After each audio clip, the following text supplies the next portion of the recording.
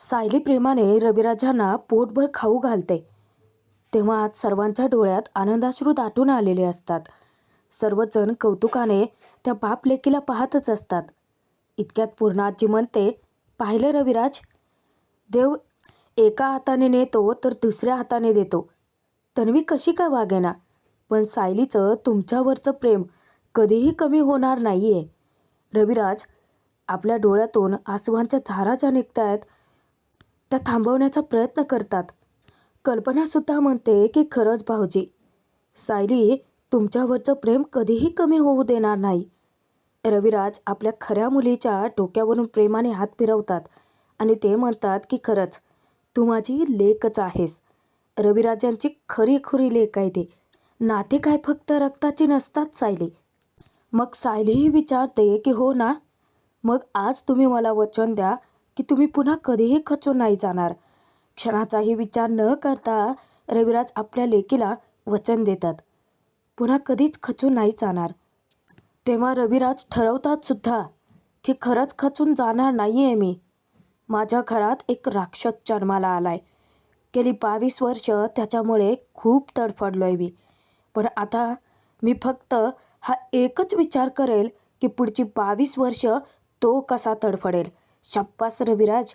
म्हणजे नागराजची उलटी गिनती सुरू झाली.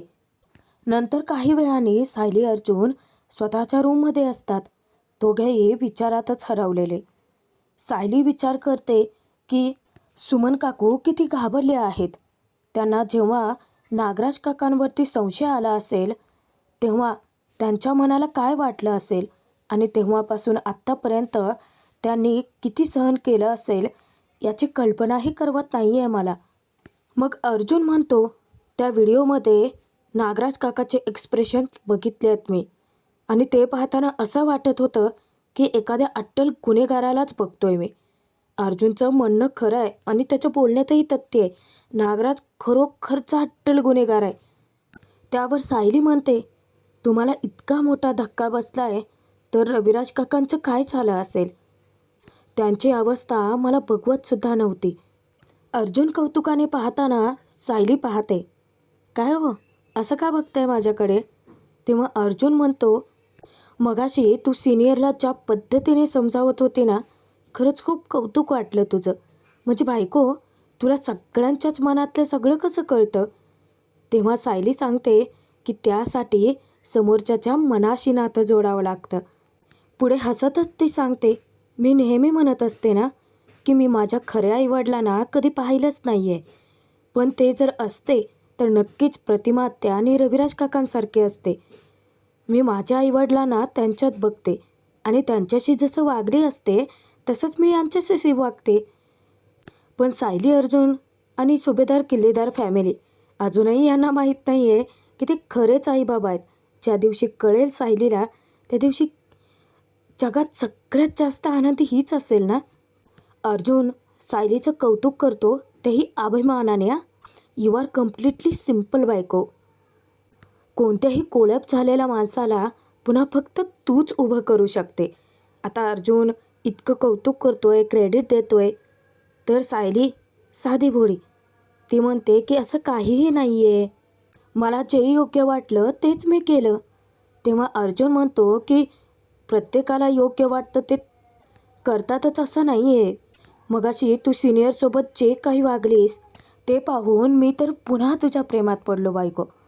मला ना सतत असं वाटतं की आय एम व्हेरी लकी, माझ्याकडे तुझ्यासारखी लाईफ वाटणार आहे. खरं तर नशीबवान दोघेही आहेत असं म्हणायला हरकत नाही आहे प्रेक्षकांनो, कारण Sayali Arjun made for each other आहेत. त्यानंतर दुसऱ्या दिवशी सायली किचनमध्ये असते आणि इतक्यात प्रतिमा येते.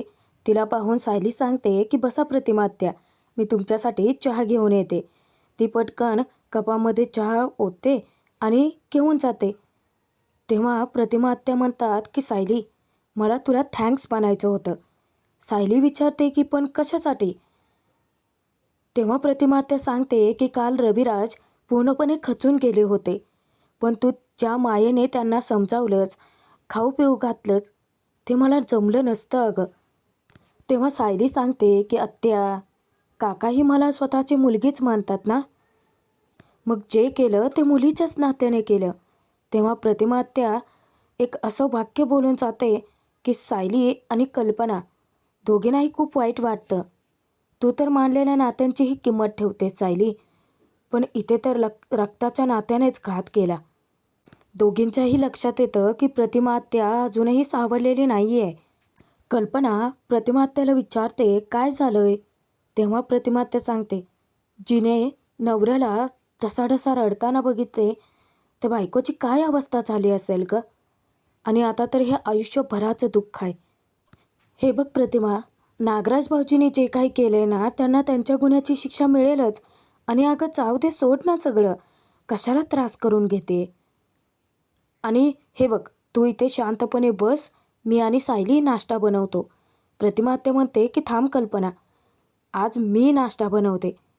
कारण पूर्णाईने मला याच किचनमध्ये सगळं बनवायला शिकवलं होतं. आता ही आलेली संधी मी नाही सोडणार. चल सायली, आपण नाश्ता बनवूयात, असं सांगून सायलीला घेऊन ती किचनमध्ये जाते. पण इकडे बघा प्रेक्षकांना मोठा धमाका झालाय.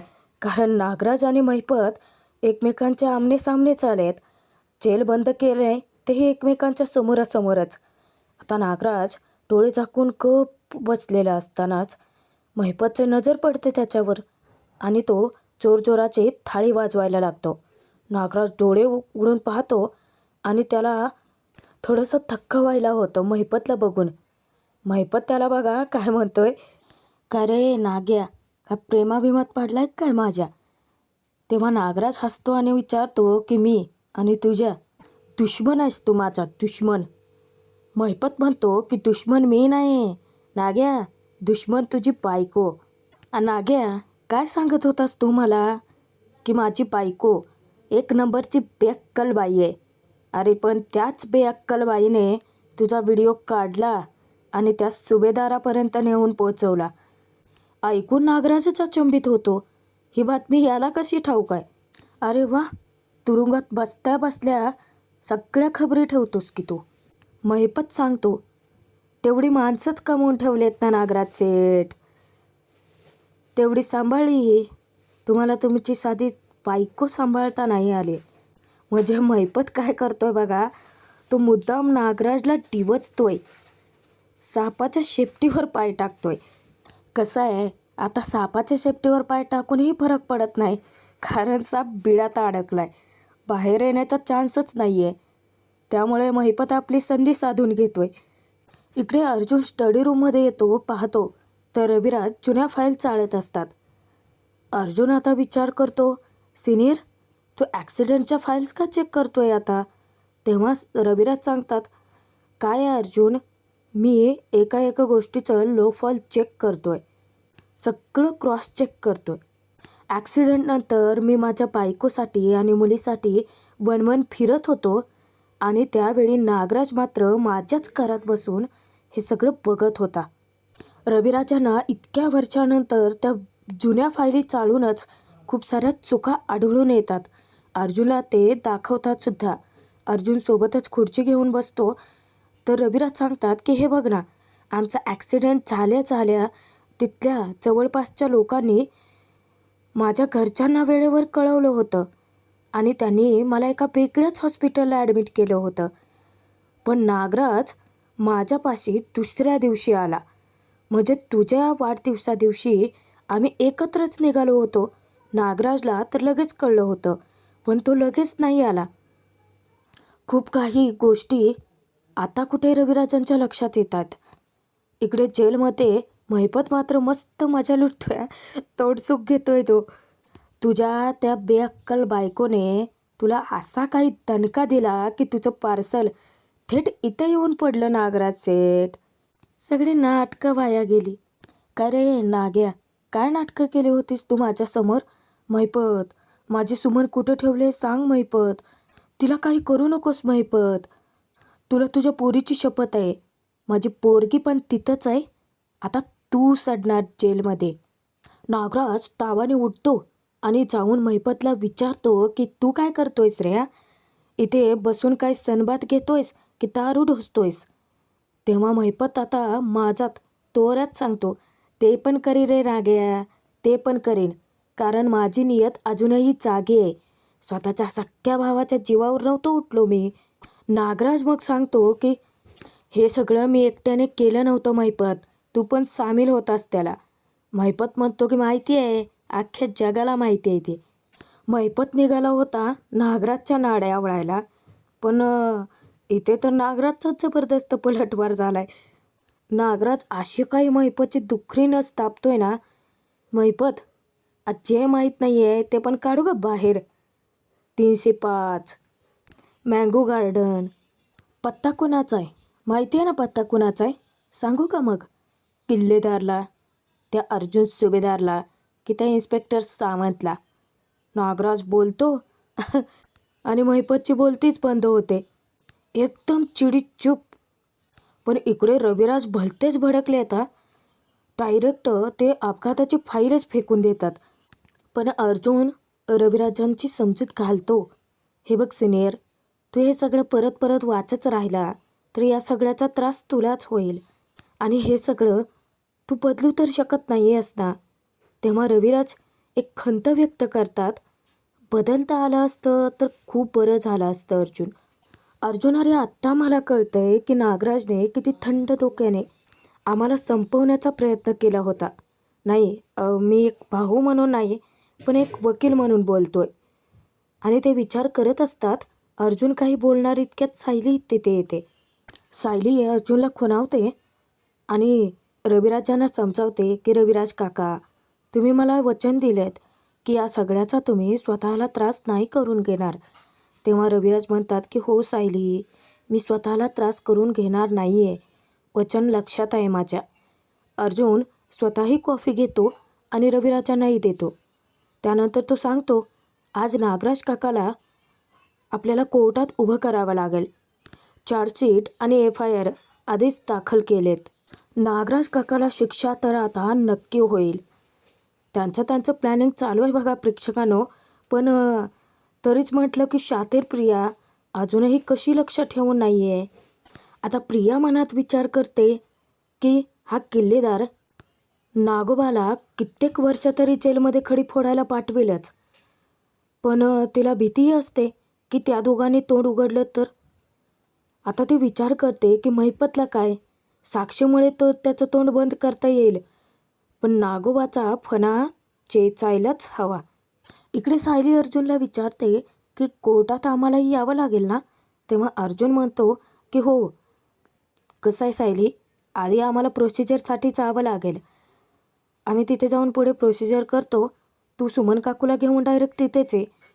आता सायली विचारते की सुमन काकूला आज कोर्टात साक्ष द्यावी लागेल का? तेव्हा अर्जुन म्हणतो की हो. कसं आहे सायली, त्यांना मुख्य साक्षीदार आहेत आणि नागराज काकांनी सगळं सुमन काकूसमोरच कन्फेस केलं आहे. त्यामुळे मुख्य साक्षीदारद्वारे त्यांना साक्ष तर द्यावी लागेलच. तेव्हाच रविराज म्हणतात की नागराजचा वकील त्याला बेल मिळवून देण्यासाठी प्रयत्न करेल, पण आपल्याला त्याला बेल मिळू द्यायची नाही आहे. तेव्हा सायलीही विचार करते, साक्ष द्यायची म्हटलं तर सुमन काकू आता तणावाखाली आहेत. त्या आत्मविश्वासाने साक्ष देऊ शकतील का? अर्जुन आता वेगळंच काहीसं ठरवतो. सायलीला तो सांगतो की सुमन काकूला घेऊन तो आपल्या रूममध्ये ये. काय आहे, कोर्टात जाऊन ती तणावाखाली आली आणि घाबरली तर त्यामुळे नक्की काय आणि कसं बोलायचं आहे ते सगळं आपण तिला सांगूच यात. आता सायली सुमन काकूला घेऊन यायला जाते. तोपर्यंत रविराज आणि अर्जुन दोघेही त्यांच्या अर्जुनच्या रूममध्ये येतात. अर्जुन सांगतो की सायली सुमन काकूला घेऊन येईलच. कसं आहे सिनियर, आपण जर हे सगळं सगळ्यांच्या समोर बोललो असतो तर सुमन काकू थोडीशी ऑकवर्ड झाली असती, तिला नसतं समजावता आलं. रविराज अर्जुनच्या पाठीवरती कौतुकाची थापच टाकतात की बरं झालं, तू अगदी योग्यच केलंस. आता अर्जुनचं लक्ष फाईलमध्ये असतं. तो काही गोष्टी क्रॉसचेक करत असताना रविराजांचं लक्ष त्या बोर्डकडे जातं की सगळे धागेदोरे जुळवण्यासाठी जो बोर्ड सायलीने बनवला होता ते तिकडे पाहतच असतात. जेव्हा अर्जुन त्यांच्या खांद्यावरती हात ठेवतो, रविराज विचारतात की तू अजूनही असे बोर्ड बनवतो? अर्जुन हसून सांगतो की सिनियर, हे तूच शिकवलं आहे मला. आणि हो, हा बोर्ड काय मी बनवलेला नाही आहे, सायलीने बनवला आहे. तेव्हा रविराज कौतुक करतात, गेले कित्येक दिवस तुम्ही पुरावे शोधत होतात आणि ते नाही आहेत म्हणून नागराज इतके दिवस मोकाट फिरत होता.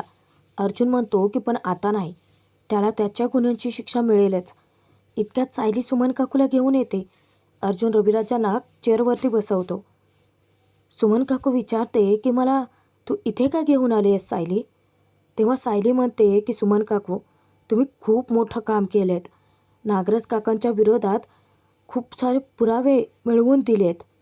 आज तुम्हाला साक्ष द्यावी लागणार आहे. पण जे काही घडलं ते आपल्याला आता आज कोर्टात मांडावंही लागणार आहे. तेव्हा रविराज सुमन काकूला आधीच सावध करतात की हे बघ सुमन, नागराजचा वकील तुला खूप सारे वेडेवाकडे प्रश्नही विचारेल, गोंधळून टाकेल. पण तुला गोंधळून जायचं नाही आहे. जे घडलं जसं घडलं ते खंबीरपणे आत्मविश्वासाने सांगायचं आहे. अर्जुनही समजावतो की सुमन काकू, आम्ही सगळेजण तिथे असूच, पण तुला ज्या ज्या प्रश्नाची उत्तरं विचारली जातील ना, ती सगळी प्रश्नाची उत्तरं तू दे आणि त्यासाठी तू स्ट्रॉंग राहा. मग सायलीसुद्धा समजावते की आणि ताण आलाच तर तुम्ही माझ्याकडे बघा, मोठा दीर्घ श्वास घ्या आणि पुन्हा एकदा सुरुवात करा. आता थोड्या वेळातच तयारीला सुरुवात होते.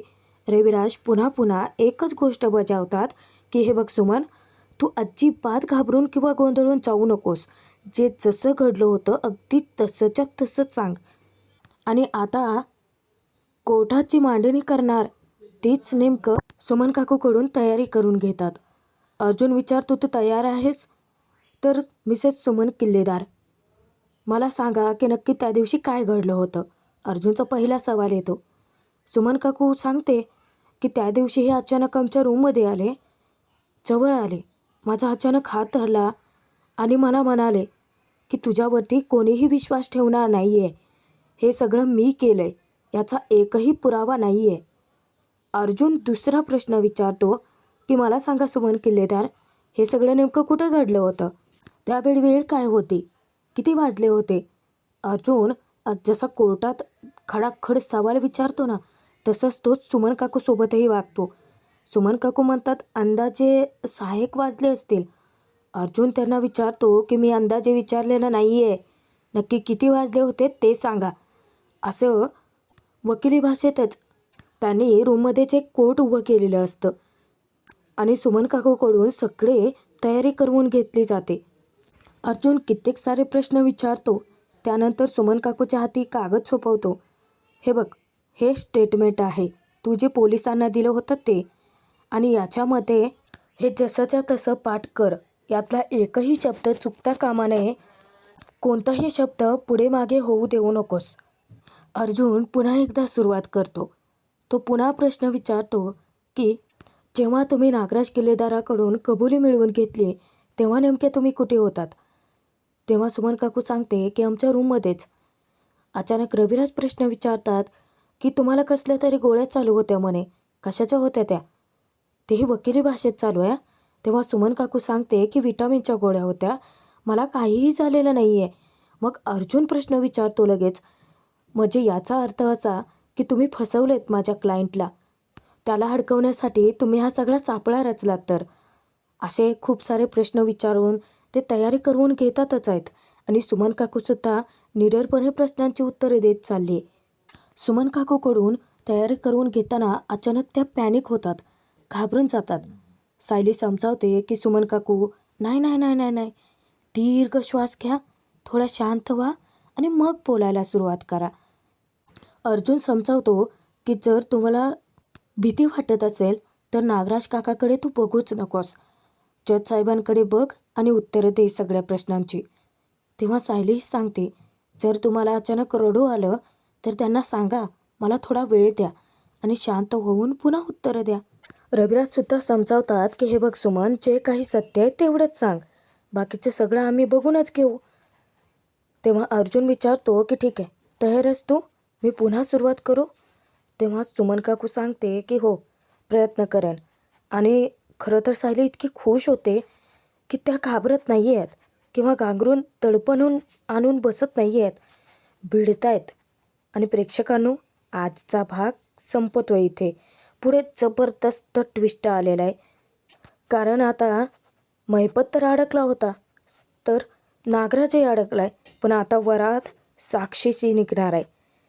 कारण इन्स्पेक्टर सावंतांकडून अर्जुनला माहिती मिळते की कोणीतरी वकील मॅडम महिपतला भेटायला आली होती. विशाखा कोण असेल ती आणि महिपतशी तिचा काय संबंध असेल, अर्जुन विचार करतच असतो. तर कोर्टात केस उभी राहते. अर्जुन महिपतला सवाल विचारतो की 22 वर्षापूर्वी ॲक्सिडेंट घडवून आणण्यासाठी तुम्हाला सुपारी कोणी दिली होती? उत्तर त्या महिपत शिकरे. आणि कोर्ट कचेरीमध्ये आता अर्जुन सांगतो की माझे पुरावे संपलेले नाही आहेत. जी व्हिडिओ रेकॉर्ड केली गेली होती की ज्याच्यामध्ये नागराजने स्वतःचा गुन्हा स्वतः कबूल केला आहे, ती स्टेटमेंट, ते व्हिडिओ कोर्टात चालवली जाते आणि नागराज पुरता अडकलाय. त्यामध्ये आता सुमन काकूची साक्ष, त्याचबरोबर ते व्हिडिओ फुटेज केसला एक वेगळी दिशा देणारे ठरणार तर आहेतच. पण आता साक्षीसुद्धा अडकेल का? असं वकिली वेशात महिपतला भेटायला येणं तिच्यासाठी धोक्याचं ठरेल का? नक्की काय वाटतं तुम्हाला? कमेंट करून सांगा. आणि हो, खरे भाग पाहायला विसरू नका. त्यासाठीच सबस्क्राईब करा. कारण खोटं इथे दाखवलं जात नाही.